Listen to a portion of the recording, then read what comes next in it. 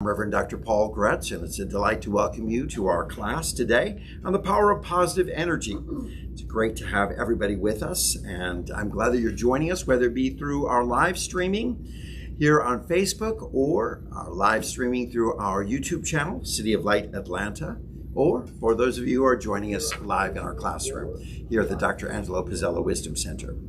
Now, as we begin our class today, I trust you've got your note packet in front of you. The note packets are available to each and every student.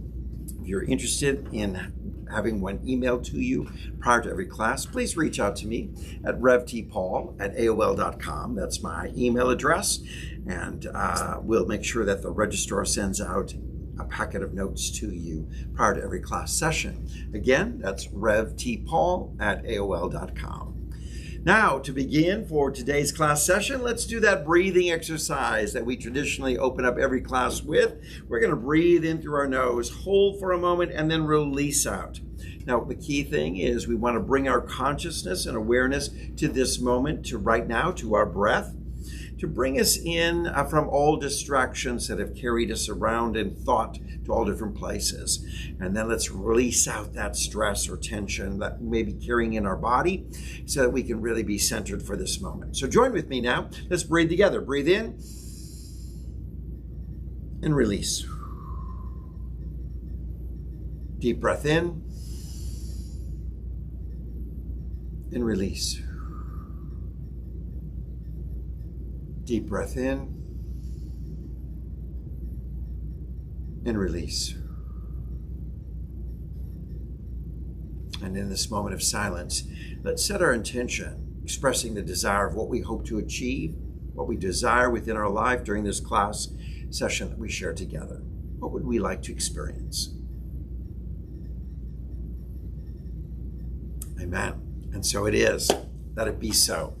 Let's go to class number 11 in our series of this exciting book, The Power of Positive Energy. We've been enjoying a lot of discussion on this topic, and this concludes our series of this study. So we're going to take a look first and foremost at our vibration tips. These are tips that are just given to us for a food of thought. They're not from our textbook, but just add on to our awareness of the vibrational frequency of positive energy. I can always enter my vibrational vortex of creation. The key to getting inside your vibrational vortex of creation, of experiencing the absolute absence of resistance. This is the key. Let's talk about that. We're talking about a vibrational vortex, or an opening, a place of where we are so aligned, a sense of just being in that vortex where we know that as we go through that vortex, that opening, that place, we're entering into the place of all creation. So we want to get to this vibrational frequency, this location, to this vortex. And the best way to do this is through non-resistance. So this is achieving a complete alignment with all that you've become and all that you desire. And it's bringing you to a physical experience of everything that you desire. It is the state of being in appreciation. That's what it is. We're removing all our resistance to things. You know, we're going to be talking about this a little bit more, but we're talking about this resistance where something happens in our day-to-day experience and we're upset about it. We're troubled by it. We're now creating a resistance to it. There's some emotional response that's more negative, and we're upset by it rather than allowing it to flow through our lives and just let it be. We're going to talk more about that. So to help us in this journey of non-resistance, what we want to do is engage in appreciation. Being in appreciation for all the things that we're experiencing, good or bad. So we know that all things work together for good, all things, can't emphasize that enough. Yes, even that thing where you're saying, wait, what about this? How does it work together for good? It does. So we want to move in that appreciation, and that's going to remove any kind of barrier, resistance that we may build up within our life. There's no more important object of attention to which you must flow your appreciation than that of yourself. So we want to first be in this love-based approach to ourselves, self-love, accepting ourselves, self-acceptance, loving ourselves from the inside out, really in a great appreciation for our lives. How many of you just taken time out to really appreciate yourself? Just really say, you know what? I am grateful for me. I'm grateful for the talents. I'm grateful for the skill. I'm grateful for the abilities. I'm grateful for thought and creativity. I'm grateful for my personality. I'm just go on and on. Grateful for these gifts that have been given to you for this life that you're living right here and now. These are the gifts that you have to work through. These are your tools, and be grateful for each and every one of them. Be in appreciation. Now, most people rarely align with their true power because it seems illogical to them that there is a power in relaxation. We'd like to resist. We want to bring up tension. We want to create walls. We want to create barriers. Our first response is to be responding in some negative approach to something we've heard. But people don't realize that there is a power in just relaxation. Resting, just allowing and being. A power in letting go, or in love, or in joy, or being in bliss at all times. Most people don't understand that their true power lies in releasing this resistance. So when things happen in our world, our true power is like, I am not going to create any kind of emotional response that is a barrier or a wall to this experience. I'm just going to allow it to come in, go through, work through it, and allow us to learn and appreciate it, value it. Because this resistance is really a challenge, and releasing it, letting it go, is really our true power. Most people don't expect their path to great abundance to be one of ease and of joy. You see, we've been taught a lot about maybe we need to struggle.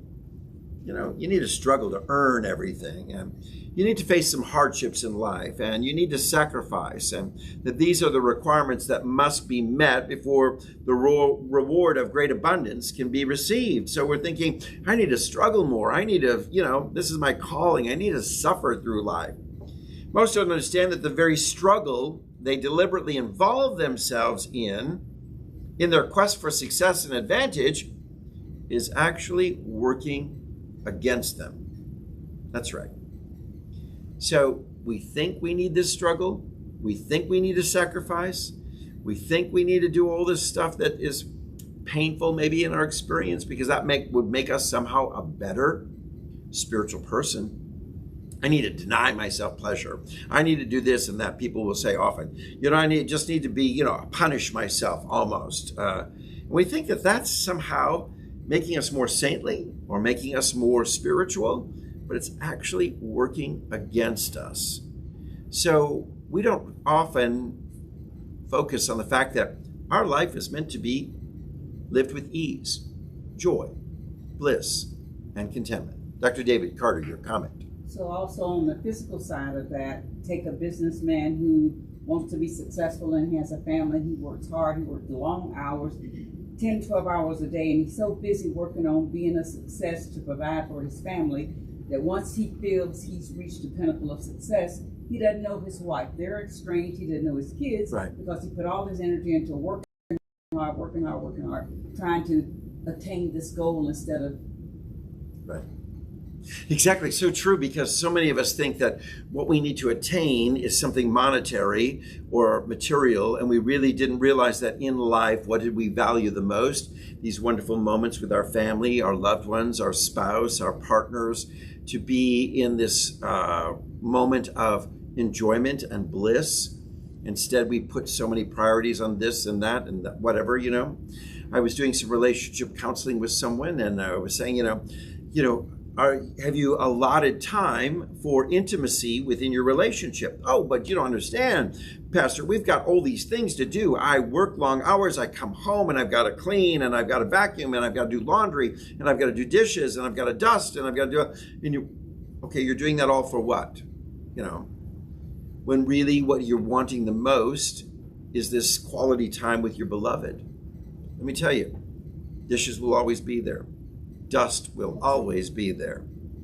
Laundry is going to always be there. Okay? I'm not saying be lazy and don't do those or take care of these things. But it's really important that maybe we do a little prioritizing. Have we had some quality time that opens the door for intimacy and connection, that really builds this loving relationship that you so desired, and that's the reason why you entered into marriage first? Did you enter into marriage to dust, clean, and vacuum, and do laundry, and do dishes? Is that what you entered into marriage for? No, it's because you fell in love. You fell in love. And you were excited about living with this person. But then you've allowed all these distractions and life to become a struggle.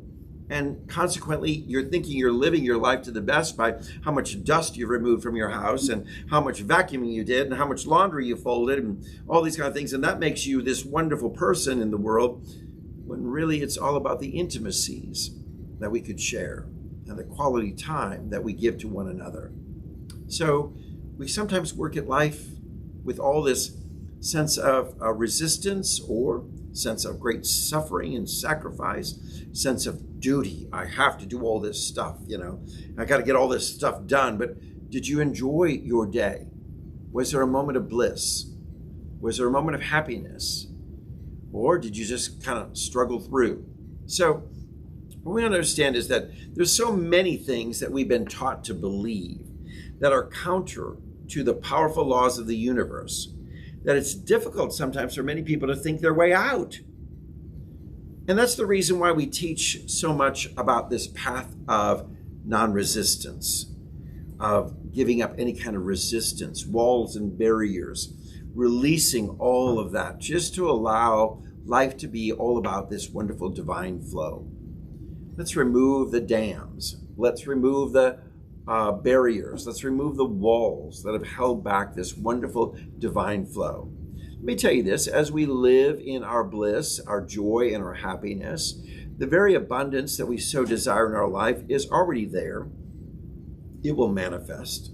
But too many times we think we've got to stress about it, we've got to worry about it, we've got to focus on it. We just let it happen. Let abundance unfold for us, because prosperity is God's desire for our life. So again, have this abundance consciousness, that we're not going to resist any kind of divine flow of goodness, but we're just going to allow it. And we live in this perfect rest that just says, I allow. Today is my day of bliss. And I know the goodness of God is there, and it's going to provide for me in wonderful ways. That power of faith is one where you have removed all resistance and all barriers to the very goodness of God that wants to just flow within our lives. So, a lot of us said, well, wait a minute, we've been taught, I've got to work, I've got to roll my sleeves up, I've got to sweat, I've got to really work hard to really make it in life. And we can choose to work hard, or we can choose to work easy. And we can accomplish the very same goals. Working easy is living in this non-resistant consciousness. I don't resist anything. I'm allowing everything to come. It's coming in the right and perfect time. I'm allowing it, and I'm knowing it. I'm in great faith believing it. It's happening for me. It's all coming in divine order. Here at City of Light, the county has asked us not to advertise because we didn't want to appear in any way that we are an event center for profit. But we do open our doors up to allow people who are requesting space that we might share it with them, and many of them will offer a donation. And we said, well, how do we get that word out? Do we market? Do we market? Do we market? We realized that all we need to do is sit back and attract it to us. Just this week alone, we had several churches call us and say, we would love to know about, is there space where we could have Sunday morning service on the 3rd floor at 10 o'clock while you're at 11 o'clock on the 1st floor. And the congregation that just joined us this last month and having Sunday night services has said, we'd like to expand. Can we have Wednesday night as well? And we're in dialogue with others who want to come in and offer ministries and do their nonprofit work within our facility as well. How is that happening? We're not advertising. We're attracting. We're holding in consciousness, knowing that which we have to share is being put out there. And we're holding that in consciousness, and it's coming to us. So we could be marching up and down the streets with signs and banners. We could be calling people on a regular basis. We could be working hard 24/7. But instead, we're just allowing the, shall we say, the practice of our spiritual giving and sharing of this facility to attract and to bring in. So again, what we realize is that we can do a lot of things by allowing the power of attraction to come into our life. We can attract. So it depends upon the energy that's within you that you're putting out. You're going to attract a like energy to you. So if the energy is, I need to struggle, I need to work hard, I need to make life difficult, I need to sweat, I need to get ahead in this world, okay? That's what you're putting out. And welcome the hardships, the difficulties, the challenges. They're going to come to you because that's what you're asking for and that's what you believe you need for your success. Now, if you also believe that the divine goodness is there providing unexpected income and blessings in a unique way and provision for your life, and I just now walk and live in that wonderful knowing, that's what you'll be attracting. So it's up to each and every one of us. What do we want to attract? Let's remove this energy of resistance and this wall and barrier that we kind of create, and in our minds where we may think, oh, it's really important that I work really hard and I don't enjoy life. Life was meant to be enjoyed. Life was meant to be bliss. Life was meant to be experienced in this wonderful school of learning, but the learning journey is meant to be easy. Now, wouldn't it be wonderful if you took a class in high school or junior high or college that you found this is easy. This class is so easy. I can buzz through this class because I feel so comfortable with the subject. I feel so confident with the subject. I read about it and I'm intrigued and I'm interested and I love to embrace the material that's being presented in this class. Oh, we love those kind of classes. And some of us in our journey of our life have found some favorite classes that we enjoy. You know, I loved art. I couldn't wait to go to art class in high school. I loved social studies and geography. I loved studying the world and all these kind of things. I enjoyed those. And I excelled in those classes because there was a bliss and enjoyment. How about we look at life the very same way? Life is this incredible class that we're in. And we can choose to enjoy it. And said, I'm interested in the subject called life. I'm interested in living. I'm interested in knowing more about it. I'm intrigued as to how this life may unfold. And I'm enjoying the class called life. And I'm enjoying my life experience and all the things that I'm learning. I'm not receiving them as difficult. I'm receiving them as powerful aha experiences in learning. So if you want to change your life and feel positive and radiant in every moment, what is important is that you learn to take control. That's right. Now, we all have some control freak issues where we like to take control of other people's lives and other people's situations and that are around us. But really, the work we're called to do is our own work. And so we take control of our own life and we just work on us rather than working on everybody else around us. So what we've all been given this wonderful life, but it's up to us to make it what we want to be. So our journey is to take control of our individual life, take control of this experience, and to make it what do you want it to be? Again, do you want to be a life of working hard and suffering, or do you want to make it a life of being in this divine flow? Do you want to make it a life where you're putting up all this resistance, or do you want to make it a life where walls are down and you just allow things to happen within our life and we welcome them as experiences for our growth? You see, life is definitely a balance of moving in and out of alignment. It's what we're doing constantly. We're in alignment. Oh, we've fallen out of alignment. We're trying to get that balance and experiencing both the darkness and the light. But once you've had a taste of alignment and you have a taste of the light, you'll start to bring more meaning to your life. You know, there is this balance, this journey that we have that sometimes we do fall into this darkness. We slip out of the light. We want to go back to the light. We realize, okay, this is what we really want in life is the light, not the darkness. Norma, your comment. So it sounds like what you're saying is don't be afraid of life. There you go. There we go. Don't be afraid of life. We have nothing to fear. There really is nothing to fear. You may fear some financial challenge. You may fear some relationship coming to an end. You may fear some job loss or whatever, but there's nothing for us to fear because life is eternal. And this is one class in the ongoing school of eternal life. And so don't sweat it, you know. So we really want to learn this wonderful power of this scripture, Psalm 34, verse 8, which says, taste and see that the Lord is good. To taste is what? It's to experience it, isn't it? And what a joy to taste something delicious and to experience it for the first time. To have that experience where you're like, ooh, that was really yummy. And I've tasted it and I've taken it in and I've like savored it. And that's really what we're called to do. Take in this understanding of the divine. Take in this understanding of this universe that loves us and cares for us. Taste it and taste it. Experience it. Savor it. You know, what does goodness taste?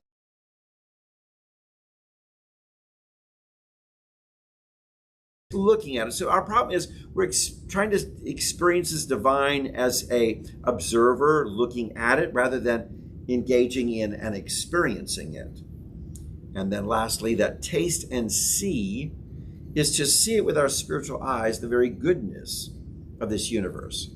To see that that which is ruling our life, that which is out there in life that is order and divine pathways of power and presence, all that's good. See it. Begin to see it with your spiritual eyes. So remember, life is a temporary journey of discovery.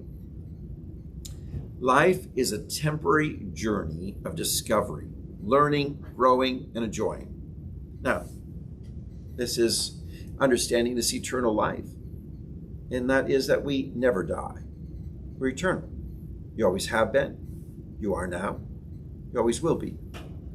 And that this life is this wonderful temporary journey, this great opportunity of learning and discovering. Well, step out of this confusion then of the pain and you will see the opportunities that are waiting for you. Because we get a little confused by all the pain of life. And we don't see all the wonderful new opportunities for new experiences that are unfolding within our life. So often when we're experiencing some sort of loss, you lost a job, you lost a home, you lost this, we go on with the things and we embrace that pain and we're instead of thinking, well, wait a minute, this has opened the door for a new opportunity, something new to unfold within my journey of my life. So I'm going to take this as a learning experience and I'm going to let go of the confusion that comes to my life that's associated with the pain of loss and welcome the new opportunities that are there. So we need suffering and pain to some extent to help us grow and develop. You know, there's a little bit of that. It helps us because a lot of times we really grow when we realize what we don't want because it gives us greater clarity about what we do want. So if we can keep this in mind, that the highest intention of our, when our going through suffering, the highest intention is this growth. The intention is I'm growing through this experience.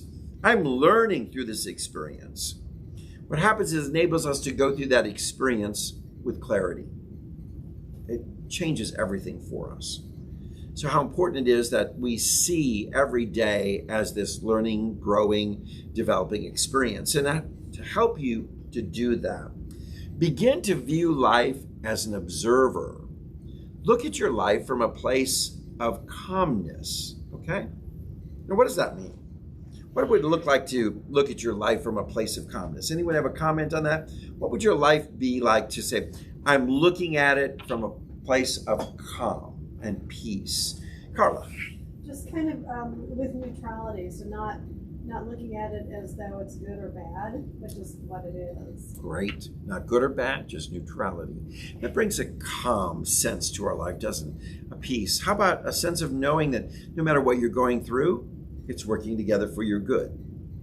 Like, okay, it's a learning experience. It's a developing experience. If there's some good to be found in here, and I am going to be the observer of what's going on rather than, shall we say, being the victim to what's going on, I'm going to step back and look at it and say, what do I see in this experience?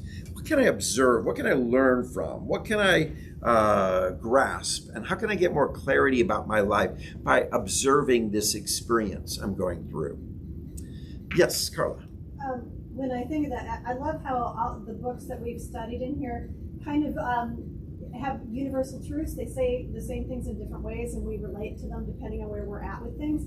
But this and another book made me think of that everything's playing out at different levels at all times. And one gave an example of an airplane. When we fly in the airplane, we're taking off in a storm, and there's rain and thunder and lightning, and we're flying up, and there's all this wind and turbulence. But then all of a sudden we break and we get above the clouds, and that's where everything is calm. And just all the stuff that's going on is below, and it's all for a reason. It's doing different things, but know that the higher we go with our awareness and our observation, that there is that calm, even though below the clouds things are happening, but above is calm. Beautiful. Excellent. Positive energy is a powerful force that can help us shift our life to a whole new level. So when we're looking for all these changes, we want to make that shift. Now, how many of you actually understand making a shift? Have you driven a stick shift? I'm afraid a lot of our young people may not even know what driving a shift stick is. Being able to shift the gears, whether it be on the console or on the side of the car. You know, you remember the old steering wheel with the shift stick right there? And yes, we shifted many different gears. And so what we're trying to understand is that in life, we need to shift our gears.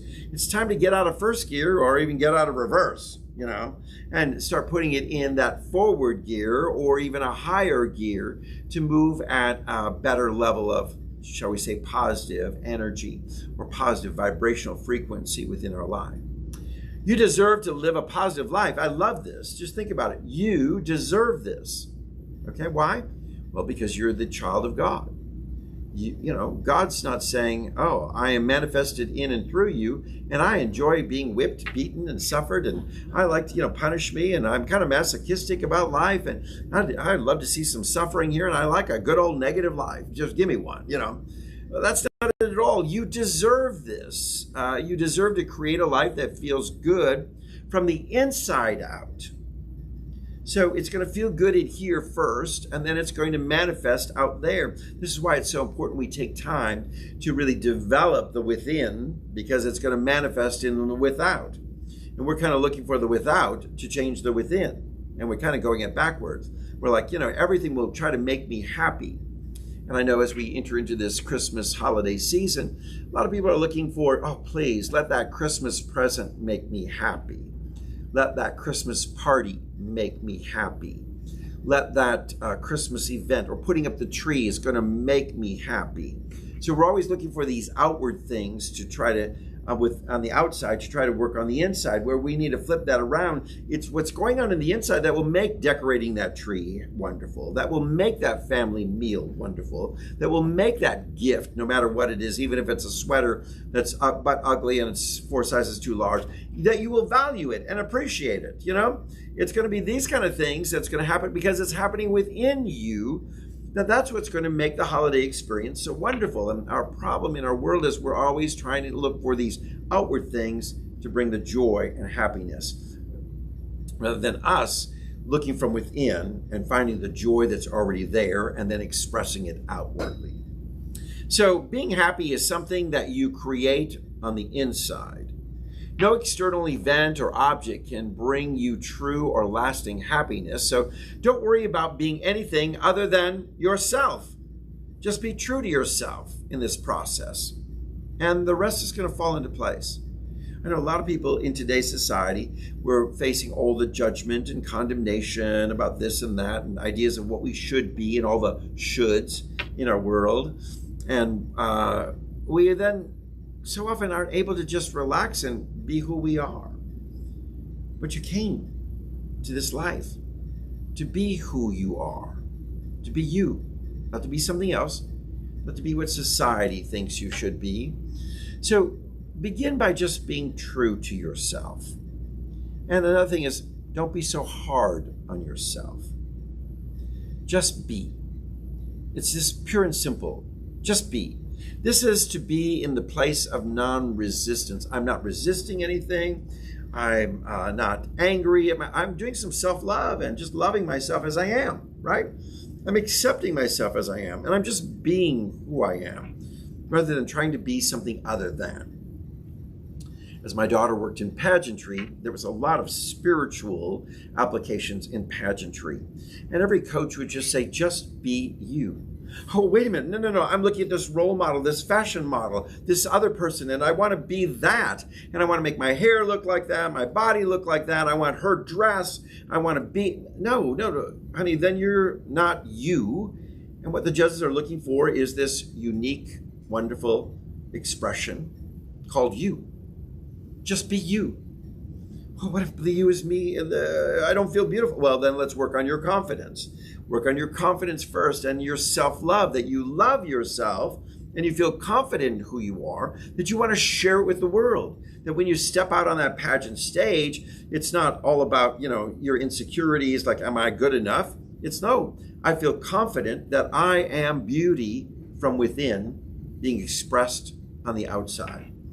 And I am a unique expression of beauty that's called me. And when we really grasp that, we're understanding that this is our call to our life. Don't be comparing yourself to someone else. Don't be in competition with someone else. Because the minute you're in competition with someone else, you're going to fail at being you. And that was a big thing in pageantry. Stop looking at the other girls and saying, oh, she's more beautiful, or she's got better hair, or she's got a prettier dress, or she's taller, or she's that, because instantly you've lost all your confidence when you're doing that. And you haven't embraced a sense of self-appreciation and value for your uniqueness. And what happens is you've now created an energy that's setting a pathway for failure, and you'll never win the title that you desire.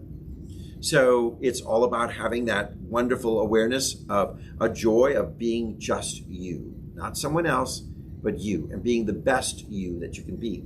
And at every pageant that my daughter competed in over the years, it was like, whether you won the title or not, the big question was at the end of the pageant, did you feel you were the best you? If you did, you won, because you're not really in it for that crown. You're not really in it for that title. You're really in it for the expression of achievement. It's like, it's a sport. And it's just like when you're in a sport and you are an archer pulling that bow back and shooting that arrow, the joy is that you've hit the target. And that expression that you did the best job you could. Now, when you don't hit the target, you don't quit and give up. You just ask, well, I did a good job. That was the best I could do. I could do better. But that was the best. I feel really good about today's archery experience, you might say. So this is what it's all about, is understanding, am I the best me, not someone else? I love this story that really helps us understand the spirit of non-resistance that we found within our textbook. And the author gives us a story of a monk who was falsely accused by a woman in the village that she was pregnant by the monk.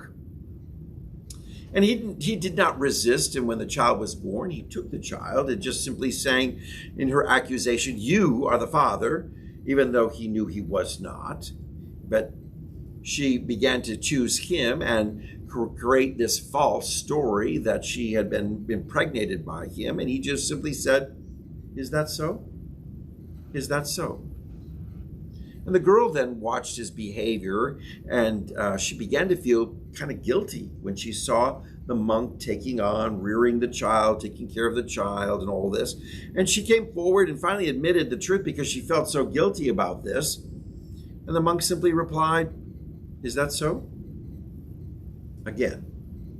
So you lied. Is that so? So you're lying to me now. Is that so? So now you want to recant your lie. Is that so? So it's like there's no resistance to it. He could have said, how dare you? I knew you were falsely accusing me. You need to apologize to everybody. Instead every act throughout the whole course of this illustration was that of non-resistance to what was being experienced. And is it so? And, okay. And that's that neutrality and calmness that you were just referring to. Yes. That just says, it'll all work out fine. I'm not going to create a resistance to this. Yes, I'm not the, what?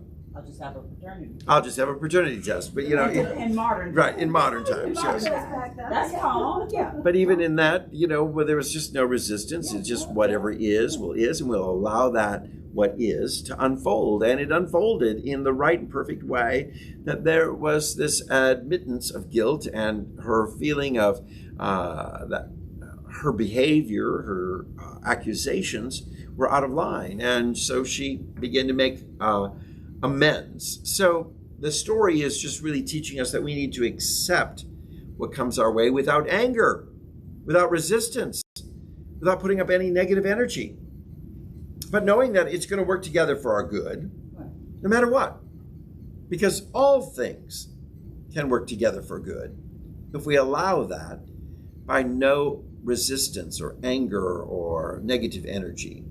So this shift into alignment is going to allow you then to experience even more positive energy coming into your life. So just remember this. The author wants to bring out this idea that expectations don't always serve us. Perhaps you can find a way to release expectations that are making you feel disappointed or that are blocking you from being open to opportunities that the universe is bringing your way.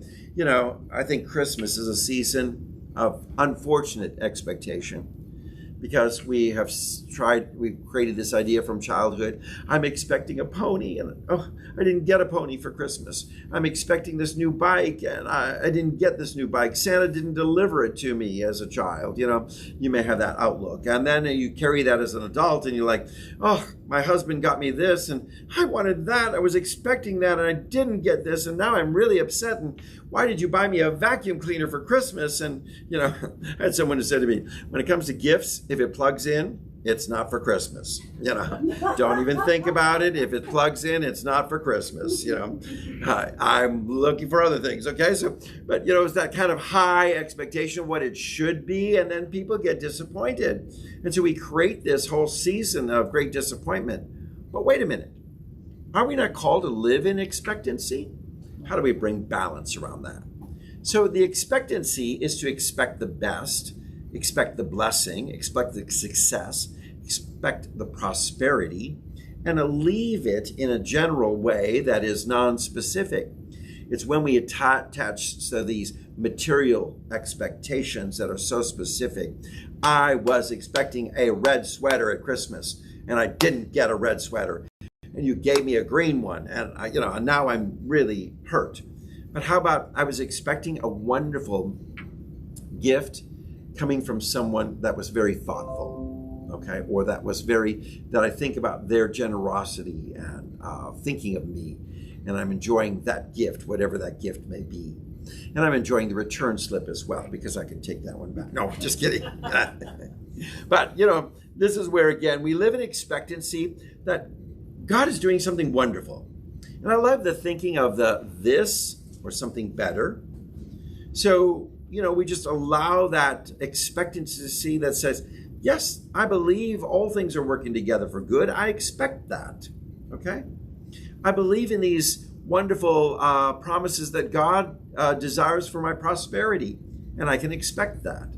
But sometimes we find great disappointments in life when our expectations are tied to something so small and material and so physical that we don't leave the room open for God to give us the highest and best, the something better within the journey of our lives.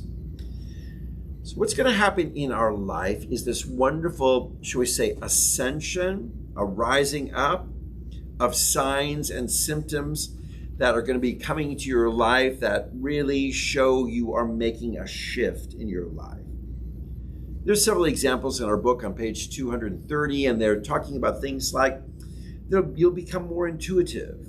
You're going to become more generous.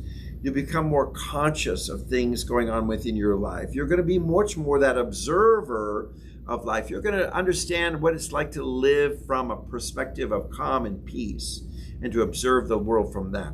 These are going to be some signs and symptoms that are coming to your life that show that you're starting to make this shift in energy from negative to positive.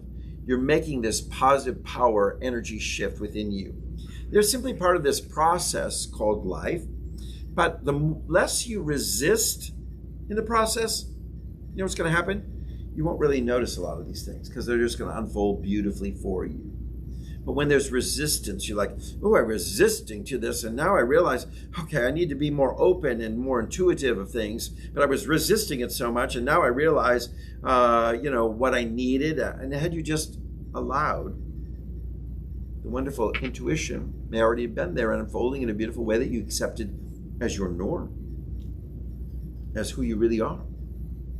Rather than something that is like, oh, wow, I just discovered this because I was resisting it all along. So as we think about this book and how it's really been teaching us the power of positive energy within our life, I'd love to hear what your takeaway is, not only from this chapter, but maybe something else from the book as well. So we'd love to hear from you as we conclude this study. And we look back on chapter 11 and really telling us all about this wonderful vibrational vortex that we can enter in as we let go of this resistance and move into great appreciation. This is one of the key things that we really want to make sure that you understand is letting go of resistance and appreciating the experience of what it is. You know, my partner's passing 8 months ago. I appreciate the experience of what it is. Because as I look back more and more, I do believe that Robert and I came into contact with each other for a divine purpose. And I look back at all the wonderful things I learned through everything that brought to this culmination of his life and an end. And even in the process of the final moments of his life and him transitioning from this world, what did I learn? What did I experience? What can I glean from it? Because there's so much that Robert gave to me in the living, but also gives to me in the dying, in the transition, of what I could learn from all of this. And what I could learn about, wow, I almost experienced, shall we say, a graduation in Partnership 101. You know, I learned a lot of things as to how to be, how to live, and how to have a successful relationship with someone. And I'm really grateful because I do believe when I was younger, I really questioned, can I have a successful relationship? Is that possible? And yet I drew someone to me for 21 beautiful years of learning and finding clarity in my life of how that works. And I'm ready to move on. A graduate of Relationship 101 to go to 102 on the next level and find out what that's all about and take what I've learned into the next journey and to build on it as well. So I look back and I think with great appreciation for every experience that I've gone through within my life, and that I don't look at that as a hardship. And here's one of the things that we look at loss kind of thing as a hardship, but an open door for something new. And people say, wait a minute, no, you can't do that. You've got to grieve the loss. You've got to hold on the loss, or you didn't really love the loss. No, I love what Robert gave to me. Now, let me take that into what is next. The experience of life going on in the days ahead. So rather than echoing all the loss, but now saying, I gained, and I can take that on. Robert is in eternal life, and he's in a wonderful place. And I celebrate that, and that gives me great peace. And I often think, I could just only imagine what you're experiencing right now and how wonderful that may be to be free from the physical elements of this world and all this, and maybe moving on to what's next and the wonderful learning experience of graduation and moving on, and how wonderful that is for my beloved. And knowing that God is not a respecter of persons and saying, I'm only giving good things to Robert in this new experience, there's good things for me and a new experience for me as well. So appreciation says life is not meant to be hard. Life is not meant to be filled with sorrow and sadness, but appreciation for all that was experienced in that process. An appreciation for the gift of knowing what it's like to actually lose a beloved. Now that sounds strange, but let me tell you, it changes your life. Because so often we take for granted the people in our life and we think they're going to be there forever. And then there was this shift Wow, you think about all of that. And you also think about the gift of saying, did I live life to the best? Did I do the best job within that experience? And looking back, you can have either regrets or great appreciation. And just look back and I think this is a wonderful gift to me as I see value rather than loss. I see what I've gained in each one of these experiences. So I'd love to hear, what's your takeaway from today's class? What really spoke to you? Let's go to Carla. What's your takeaway? Well, that was tough to follow there because you said a lot of good stuff. But in a nutshell, kind of a similar thing is just that I can't choose what happens in life or what comes my way necessarily, but I can always choose how I want to look at it. And when I go back and look at things in my life that have happened that I might have thought of as being horrible at the time, when I look at what I can take from it to learn and to grow and to evolve to the next level, Right. I look back and I wouldn't take any of those things out because I can see the purpose for every one of those things. And so I really appreciate not only this book, but all the other books too, for helping me to continue to expand my awareness of that I have always choice in that. Wonderful. Excellent. Norma, what's your takeaway? Well, I really did have an aha experience. Good. I realized that I've been afraid of life most of my life. I've sheltered myself and protected myself from almost everything. So I really like the idea that you need to experience life. And then linked to that is the idea that why not? Because you can't really make a mistake. That's right. You can learn from it. If it doesn't turn out well, learn from it. Exactly. If it turns out well, have fun, enjoy it. Right. So thank you. That's a biggie. Yep. In your cake baking, if it didn't turn out, the cake was a flop, you learned a lot about it, didn't you? That's right. And you said, well, that didn't stop you from baking cakes. You know what to do next, don't you? Exactly. I got it. And that is the beauty of everyday living. Dr. Carter, what's your takeaway from today? From the whole book, I think I have a great appreciation for my entire life. Even if my childhood I had some traumatic experiences, those experiences today help me realize that the capacity for forgiveness that I have. You know, that the most horrible thing that you can think of in the world, if you experience that, and then you can look at the person who brought that upon you and see them as innocent. You know, Yeah. to really see them as innocent and love them and forgive them. So I don't have any regrets for anything that happened in my life because I realize now all of these things were stepping stones. I'm more compassionate. Believe it or not, I am. I really am more compassionate. And I understand that, wow, I can have compassion and forgive and love in spite of. Because you take away the clean pot, you take away the coating, and at the center, you know, it's this beauty, this perfection, and this innocence. So that's my takeaway. Beautiful. Wonderful. Well, thank you so much. Do we have any students who are offering comments? Love to hear from them. Ann Sears. Good to have you with us, Ann. We hope you're feeling better. There is a value in experiencing what we want and also what we don't want. This brings growth. Also, like Carla's example about as we ascend above the clouds, it becomes more peaceful. Yes, beautiful. Thank you. Anyone else? No. All right. Thank you so much for joining us. And for those of you who may be viewing this class at another time, I'd love to hear from you what your takeaway is. And if you'd be kind enough to send me an email at revtpaul@aol.com. We'd love to hear from you. Appreciate that so much. God bless you. I know you're going to have a great day. Now, let me tell you about next week's class. I'm going to grab that book so you can take a look at it and see exactly where we're going next week.